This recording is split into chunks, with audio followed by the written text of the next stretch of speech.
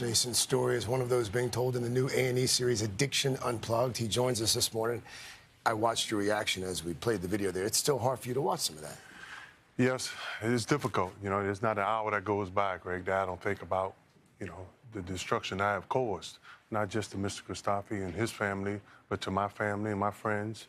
And anytime I'm having too much fun, the guilt comes back, and I'm sorry, and I take responsibility for that, and I think about it all the time.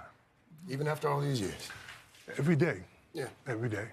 Let's take this back a little bit. We're going to get to your work with Rebound in a little bit. But first, a lot of people don't realize, and I didn't realize, about your childhood, difficult childhood. You lost your sisters to AIDS when you were a teenager, and then you ended up raising their kids. So that alone is a lot to deal with. Is that about the time that you started drinking, or when did you start? Well, right around that time, I had an incident with my uncle that I lost trust in him. And then my sister was stabbed 17 times and beat over the face with a hammer. And she was one of the first women in New York City to catch the AIDS virus. And we had to take all the mirrors out of her house because her face was deformed. And then my other sister started using drugs with her, and she got the AIDS virus.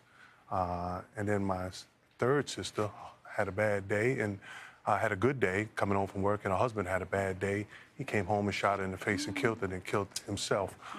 And I had to take on my first two sisters' kids. So the only accolade that I'll take from anybody in my life is that every day I woke up and I took my son from Queens to Manhattan and brought him to school and picked him up, and it took my daughter to school, picked him up, and took them to basketball practice at St. John's University where Bill Chanachek runs, and then come back and help them with their homework, put them to bed, and started to do the things that a 17-year-old does and being at the most famous university. And in 4 years, I graduated,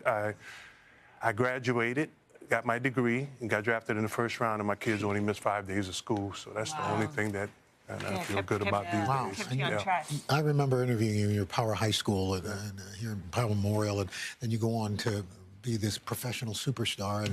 But you were drinking while you were at your professional peak. How did you balance? How did you do that? Well, you know, it's the company that you keep. You show me your friends, and I'll show you your future. When I was playing well, I wasn't drinking. It was when I wasn't playing well when I started drinking a lot.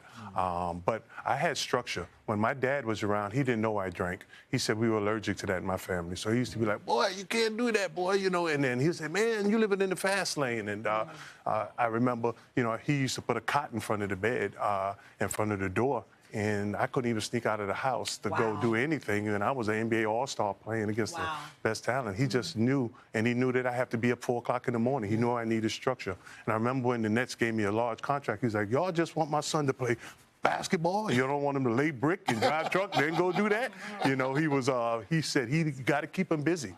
And that's what I do at Futures Recovery Healthcare every day. I just stay busy. I start my day at 4 o'clock in the morning. I'm in the gym from 4 o'clock to 6 o'clock. From 6 to 7, I check on all our alumni.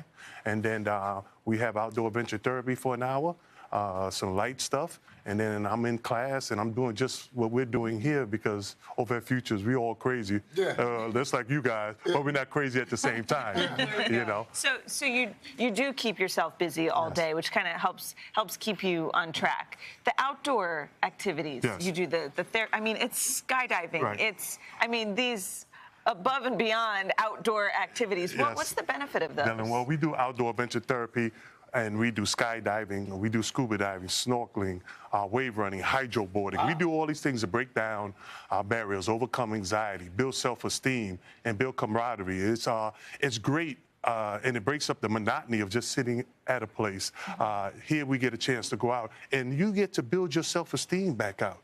You know, here I am coaching you every day. You know, that's not just the only program we have, because we have a program, a render, where you can go to, and you can be a little more discreet, or you can come out and we can go to the core program where you can say, hey, I'm not jumping out in no airplane. I watched Al Roker this morning. He said it's going to rain, you know, so I just want to get some treatment in. So I think what this does, first of all, it gives me a chance to be a kid again. I'm there 6 days a week, but this definitely builds self-esteem.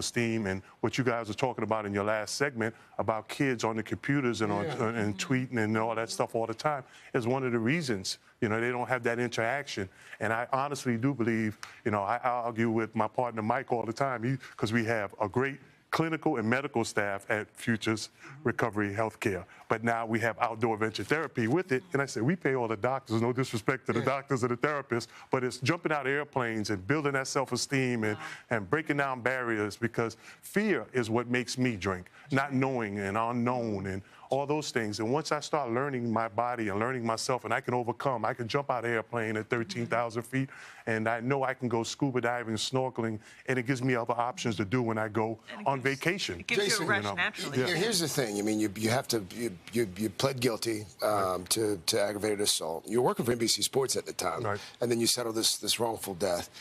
The segment is called Lessons Learned. What's the lesson that you've learned, or the lessons that you've learned? The most obvious, Greg, would be never to touch a firearm again. And making sure I surround myself with all the right people at all the time. You know, I'm very, you know, bad company corrupts good character, and I take full responsibility for myself. I've learned to be able to be by myself. I actually go to work at Futures, and then I'm so tired that I don't need anything to put me to bed, and I feel pretty good about myself. I'm so busy, I go right to sleep. So, you know, that's the obvious, you know, of course.